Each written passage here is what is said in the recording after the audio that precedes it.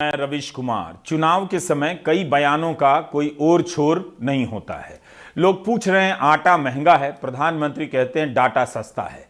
जनता पूछ रही है कि गैस का सिलेंडर महंगा हो गया, प्रधानमंत्री कह रहे हैं इंस्टा और रील देखना सस्ता हो गया। मोदी सरकार है इसलिए 250-300 रुपए का डेटा महीने का मिल रहा है, वरना कांग्रेस की सरकार होती तो एक महीने का बिल 5,000 रुपए तक आ रहा होता। इतना बचा दिया है प्रधानमंत्री और उनकी सरकार की नीति ने। अगर यही हिसाब सही है तो फिर यह भी हिसाब हो कि गैस का सिलेंडर महंगा हुआ, पेट्रोल और डीजल यूक्रेन युद्ध के पहले भी 100 रुपया लीटर से भी ज्यादा महंगा हो गया, आटा महंगा हो गया, दूध महंगा हो गया, खाने पीने की चीजें महंगी हो गई। इनके कारण आपकी जेब से 5,000 रुपए निकले या उससे भी अधिक निकल गए। आप जब 2021 में 110 रुपए लीटर पेट्रोल खरीद रहे थे तब आपकी जेब से कितने हजार निकलते जा रहे थे, पूछ लीजिए प्रधानमंत्री से। दिल्ली में जયારે कांग्रेसની સરકાર હતી ત્યારે 1 GB ડેટા એના 300 રૂપિયા થતા હતા। 300 રૂપિયા કેટલા? આજે આ મોદીની સરકાર આયા પછી માત્ર 10 જ રૂપિયા થાય છે। આ પૈસા તમારા બચ્યા કે ના બચ્યા? અત્યારે તમે જે લોકો મોબાઈલ ફોનનો ઉપયોગ કરો છો, વોટ્સએપ કરતા હશો, વિડીયો રીલ જોતા હશો, ઇન્સ્ટાગ્રામમાં જતા હશો, આ બધું જે કરો છો ને, જો પહેલાની સરકાર હોત તો બિલ કેટલું આવ્યું હોત તમને ખબર છે? જો પહેલાવાળી સરકાર હોત ને તો તમારું બિલ 4 થી 5,000 રૂપિયા દર મહિનાનું આવ્યું હોત ભાઈઓ। આજે આ મોદી સરકારની નીતિઓનું પરિણામ છે કે 250-300 રૂપિયામાં તમારો મોબાઈલ ફોન તમારી આ રોશની ચમકાવી રહ્યો છે ભાઈઓ। બોલો મારી સાથે ભારત માતા की। प्रधानमंत्री कह रहे हैं कि उनकी सरकार की नीति के कारण डाटा सस्ता है, तब फिर बताना ही चाहिए कि उनकी सरकार की नीति से आटा क्यों नहीं सस्ता है। मई के महीने में हरिकिशन शर्मा ने इंडियन एक्सप्रेस में एक रिपोर्ट लिखी कि अप्रैल में आटा 32 रुपए 38 पैसे किलो का हो गया।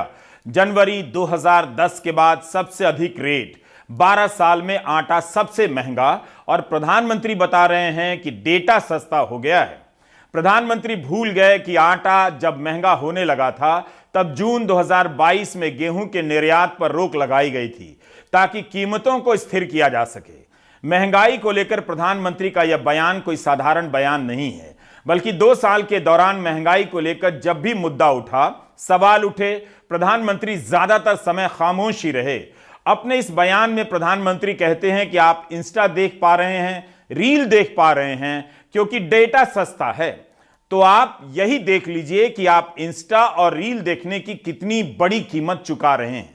पिछले 34 महीनों में घरेलू गैस सिलेंडर के दाम में 47% की वृद्धि हुई है, जो प्रधानमंत्री नहीं हम बता रहे हैं। 1 जनवरी 2020 को घरेलू सिलेंडर 714 रुपए का था, जो इस नवंबर 1,053 रुपए का हो गया। अगर महीने में एक सिलेंडर का भी इस्तेमाल करते हैं तो एक साल में 4,068 रुपए आपकी जेब से निकल जाते हैं। महंगाई काल्पनिक नहीं है, वो वास्तविक है और मोदी सरकार के दौर में ही है। जब प्रधानमंत्री डेटा सस्ता होने का श्रेय ले रहे हैं तो फिर इन चीजों के महंगा होने का श्रेय किसे दिया जाए? अगर आप किसान हैं तो चारे के दाम में जो वृद्धि हुई है उसे भी जोड़ लीजिए। 400 रुपए क्विंटल चारा 1,200 रुपए क्विंटल बिका है। इस हिसाब से आपकी जेब से कितने पैसे निकले होंगे उसका हिसाब खुद कर लीजिए या माननीय प्रधानमंत्री जी से पूछ लीजिए। जिस हिसाब से प्रधानमंत्री डेटा सस्ता होने का श्रेय ले रहे हैं, लग रहा है कि इलॉन मस्क भी उनकी नीतियों के कारण ट्विटर पर ब्लू टिक का रेट $8 से कम करने वाले हैं। प्रधानमंत्री के इस बयान को एक और तरह से देखा जा सकता है। उनकी राजनीतिक विचारधारा के प्रसार में सस्ता डेटा का बहुत बड़ा रोल रहा है। व्हाट्सएप यूनिवर्सिटी बड़ी होती गई और पुष्ट अपुष्ट सूचनाओं का संसार फैलता चला गया, और यह संभव नहीं होता अगर डेटा सस्ता ना हुआ होता। तो डेटा सस्ता होने के लाभार्थी प्रधानमंत्री और उनकी पार्टी भी है। एक वेबसाइट पर हिसाब है कि 2015 में जो सामान 100 रुपए का आता था वो अब 145 रुपए का आता है, क्योंकि मुद्रास्फीति बढ़ गई है। इस हिसाब से आपके आज के पैसे का वैल्यू कितना घटा है उसका भी हिसाब आप प्रधानमंत्री से पूछ सकते हैं, अगर जवाब मिलता है तो। हम बस उन खबरों की कतरनें दिखा रहे हैं जो पिछले साल की हैं। नवंबर 2021 की खबर के अनुसार वोडाफोन आइडिया ने कॉल और डेटा के दाम में 18 से 25% की वृद्धि की है, यह खबर छपी है। एयरटेल ने भी 25% की वृद्धि कर दी, जियो ने भी 20% की वृद्धि कर दी। यह तब हुआ जब वर्क फ्रॉम होम और ऑनलाइन स्कूल चल रहे थे, लोगों के फोन और इंटरनेट बिल भी बढ़ गए हैं। तो आप प्रधानमंत्री से पूछिए कि कहां से उनकी नीतियों के कारण डेटा सस्ता हुआ है।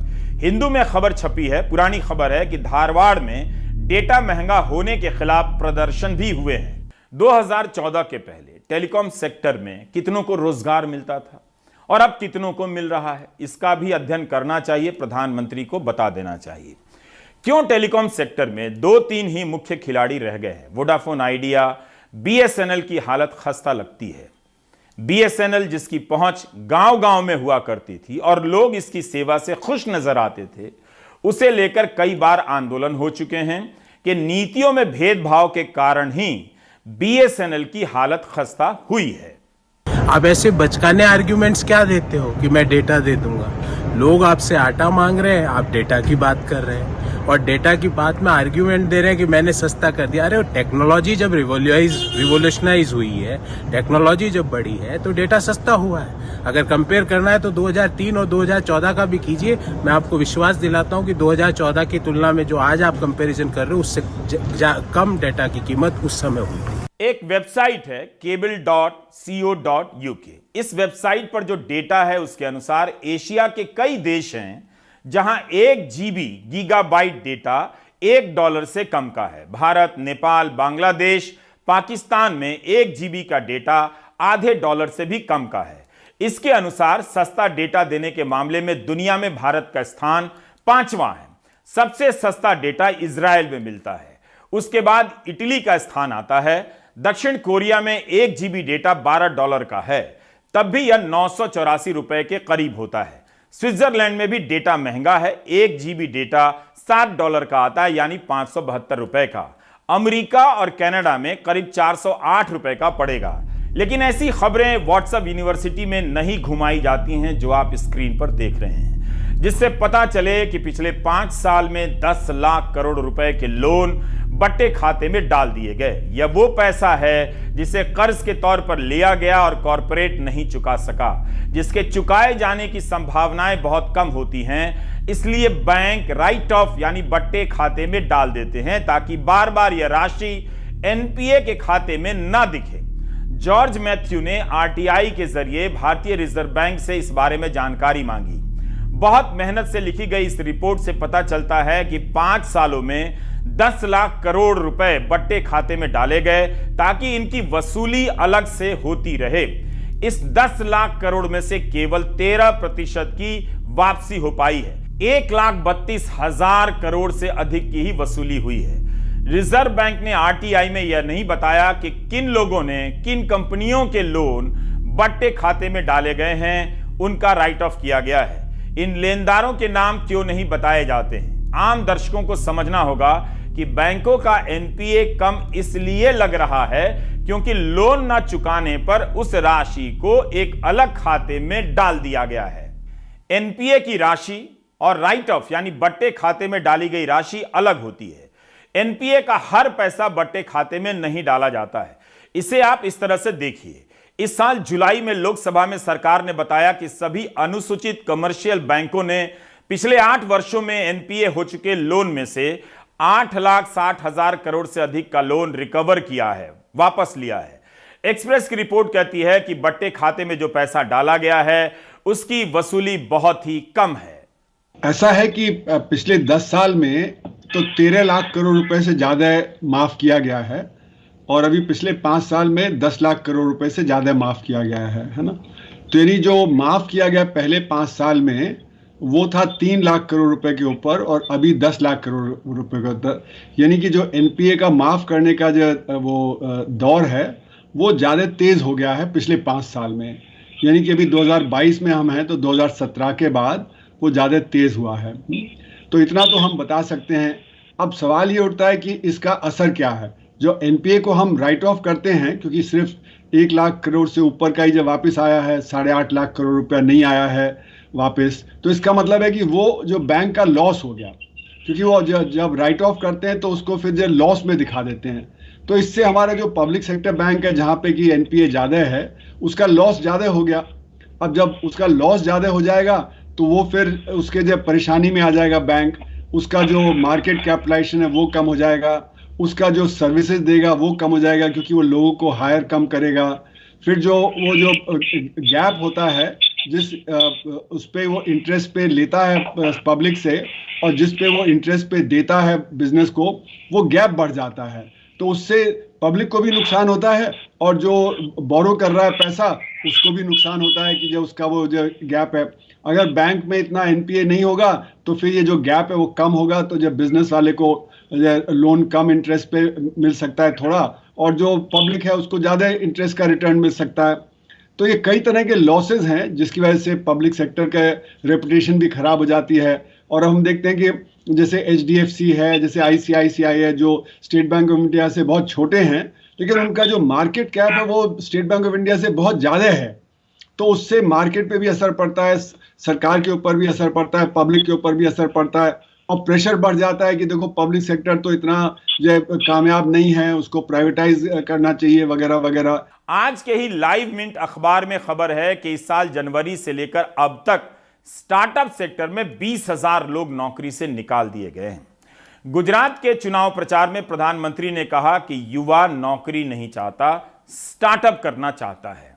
पत्र सूचना कार्यालय पीआईबी ने जानकारी दी है कि प्रधानमंत्री 22 नवंबर को 71,000 नियुक्ति पत्र सौंपेंगे। इसके पहले अक्टूबर महीने में 75,000 नियुक्ति पत्र सौंप चुके हैं। पीआईबी की रिलीज में इसकी कोई जानकारी नहीं है कि 71,000 लोग किस विभाग के हैं, उन्होंने कौन सी परीक्षा पास की है और कब पास की है। प्रधानमंत्री कहते हैं कि डेटा सस्ता हुआ है, लेकिन इसी दौर में डेटा विवादित हुआ है, डेटा संदिग्ध हुआ है और डेटा झूठा भी साबित हुआ है। कई बार सरकार पर आरोप लगे कि वह रोजगार से संबंधित डेटा सही नहीं बताती है। बेरोजगारी का डेटा आता है तब चुप्पी छा जाती है, मगर डिबेट के लिए ऐसे विषयों की तलाश रहती है। उसमें से भी हत्या और बलात्कार के मामलों में धार्मिक एंगल पर विशेष नजर रहती है, वरना आप हिंदी अखबारों को पलटकर देखिए। यह खबर 14 अगस्त की है झांसी से। अमर उजाला ने लिखा है कि निक्की साहू ने अपने जन्मदिन पर मोनू अहिरवार को केक काटने के बहाने बुलाया और अपनी प्रेमिका का ही गला काट दिया। मोनिका मर गई। यह खबर 10 अक्टूबर की है, अमर उजाला में छपी है। फिरोजाबाद की इस खबर में लिखा है कि गौरव ने अपने परिवार वालों के साथ मिलकर अपनी प्रेमिका खुशबू की हत्या कर दी और उसका शव अपने ही घर में दफना दिया।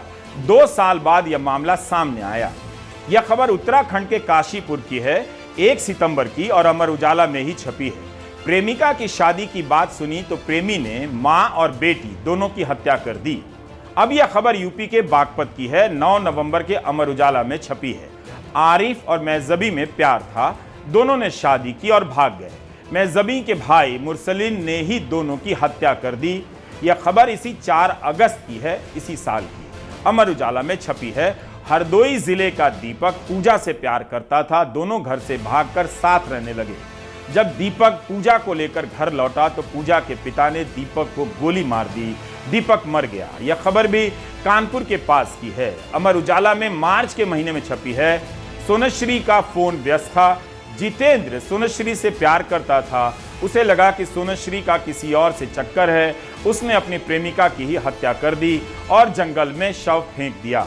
यह खबर तो 20 नवंबर की है, इसी साल की, मगर बिहार के नालंदा से है। विकास और ज्योति प्रेम करते थे, दोनों की अलग अलग शादी हो गई, तब भी प्रेम में बने रहे। एक दिन विकास की हत्या कर दी जाती है और इस हत्या में ज्योति भी पकड़ी जाती है। 26 सितंबर अमर उजाला की खबर है। हरियाणा के हिसार में रोटी नहीं बनाने की बात को लेकर हुए झगड़े से तैश में आए पति ने पहले अपनी पत्नी करीना की गला दबाकर हत्या कर दी। उसकी हत्या करने के बाद फिर अपने 1.5 साल के बेटे चीकू को भी मार डाला। उसने बाद में शव को कहीं झाड़ियों में फेंक दिया। 17 अगस्त जागरण मेरठ से ये खबर है। लिसाड़ी गेट के कब्रिस्तान में युवती के सनसनीखेज कत्ल का पर्दाफाश भी हैरत अंगेज निकला है। प्रेमी से शादी करने की जिद पर अड़ी बेटी की सोते हुए बेड पर पिता ने ही गर्दन काट दी थी। उसके बाद शव को चादर में बांधकर साइकिल पर रख कब्रिस्तान में फेंक दिया। साथ ही सिर को उससे करीब 2 किलोमीटर दूर माधवपुरम में पानी की टंकी के पास नाले में फेंका। आरोपित पिता को गिरफ्तार कर उसकी निशानदेही पर पुलिस ने सिर भी बरामद कर लिया है। ये सारी खबरें हैं। ऐसी बहुत सी खबरें हैं जो आपको हिंदी अखबारों में नियमित रूप से मिल जाएंगी। यह ध्यान रखना बहुत जरूरी है कि प्रेम संबंधों के कारण की गई सभी हत्याएं एक समान लग सकती हैं, मगर होती नहीं हैं। हर हत्या एक दूसरे से अलग होती है। हर अपराधी की अलग मानसिकता होती है, उसकी अलग बुनावट होती है। जो अपराधी साइकोपाथ होता है उसकी पहचान अलग से की जानी चाहिए। उसे हत्या की सनक होती है, वह अन्य कारणों से हत्या को अंजाम देता है, जैसा कि श्रद्धा वॉलकर और आफताब अमीन पूनावाला के केस में हुआ होगा। इस केस को सांप्रदायिक बनाने वाले, धर्म और जिहाद का एंगल ठूसने वाले खतरनाक खेल खेल रहे हैं। ऐसी अनेक खबरें आपके सामने हैं। बस ऐसी खबरें उन चैनलों में अब रिपोर्ट नहीं होती हैं जहां श्रद्धा वॉलकर और आफताब अमीन पूनावाला का मामला बढ़ा चढ़ाकर दिखाया जा रहा है। हत्या की घटना पर जरूर बात होनी चाहिए, लेकिन हमें अपराध के पहलुओं को नजर से नहीं हटने देना चाहिए। आज ही जगन हत्या की ऐसी खबरें आई हैं जिसका सामना शायद ही आप कर सकें, लेकिन इसे देखकर बताइए कि आप कैसे सांप्रदायिक खांचे में रखने की कोशिश करेंगे या इस समस्या को किसी और तरीके से देखना चाहेंगे। बंगाल और यूपी से आई इन 2 खबरों को ध्यान से देखिए। 3 हत्याकांड और 3 इलाके, वो भी एक दूसरे से सैकड़ों किलोमीटर दूर, लेकिन तीनों ही इतने खौफनाक कि रूह कांप जाए। दिल्ली का सनसनीखेज श्रद्धा वालकर हत्याकांड सुर्खियों में है। लड़की की हत्या उसके ही लिव इन पार्टनर ने की और फिर शव के कई टुकड़े कर अलग अलग जगह फेंक दिए। इस केस की जांच चल ही रही है कि उत्तर प्रदेश के आजमगढ़ और पश्चिम बंगाल के दक्षिण 24 परगना से भी ऐसे ही भयानक हत्याकांड सामने आ गए। आजमगढ़ में इस शख्स प्रिंस यादव को अपनी ही पुरानी गर्लफ्रेंड की हत्या के आरोप में गिरफ्तार किया गया है। आरोप है कि उसने हत्या इसलिए की क्योंकि लड़की ने किसी और से शादी कर ली। प्रिंस यादव पर आरोप है कि उसने लड़की के शव के 6 टुकड़े किए और गांव के पास एक कुएं में फेंक दिए। पुलिस का दावा है कि प्रिंस ने लड़की का सिर भी काटा और हथियार समेत उसे करीब के ही एक तालाब में फेंक दिया। हत्या के इस आरोपी को रविवार को एक मुठभेड़ के बाद गिरफ्तार किया गया। इससे पूछताछ में ये क्लियर हुआ कि इसका मृतका के साथ 2 साल से संबंध था। मृतका की फरवरी में इसी साल शादी हुई थी। ये उस समय विदेश में था। जब इसको पता चला तो इस बात से बहुत नाराज हुआ और ये वापस आया। इसने कोशिश की मृतका को डरा धमका के किसी भी प्रकार से प्रलोभन देके कि ये अपनी उस शादी को तोड़ दे और इसके साथ रहे। इसमें इसका साथ इसके परिजनों ने भी दिया। उधर बंगाल के दक्षिण 24 परगना जिले में नौसेना के एक पूर्व अधिकारी 55 साल के उज्जवल चौधरी को उसके ही बेटे ने गला घोंटकर मार दिया। यही नहीं, उसने मां के साथ मिलकर अपने ही पिता के शव के 6 टुकड़े किए और आसपास के अलग अलग इलाकों में गाड़ दिए।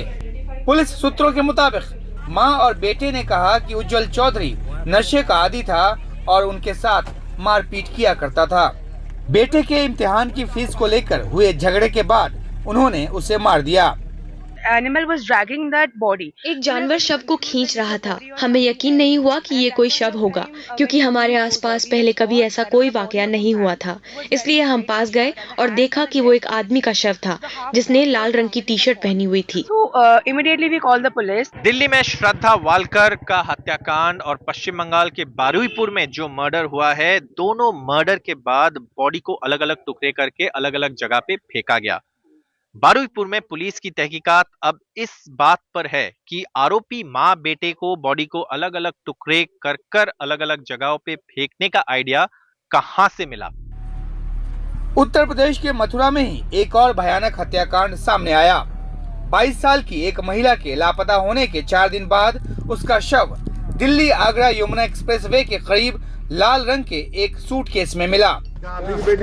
इस मामले में पुलिस ने इस महिला के माता पिता को गिरफ्तार किया है। आरोप है कि महिला के पिता नितेश यादव ने दिल्ली स्थित घर में अपनी लाइसेंसी पिस्तौल से गोली मारकर हत्या की।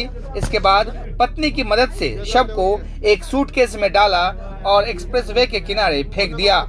पुलिस के मुताबिक पीड़िता कॉलेज की दूसरी वर्ष की छात्रा थी और बिना बताए घर से गायब रहने पर माता पिता से उसकी अक्सर बहस होती थी।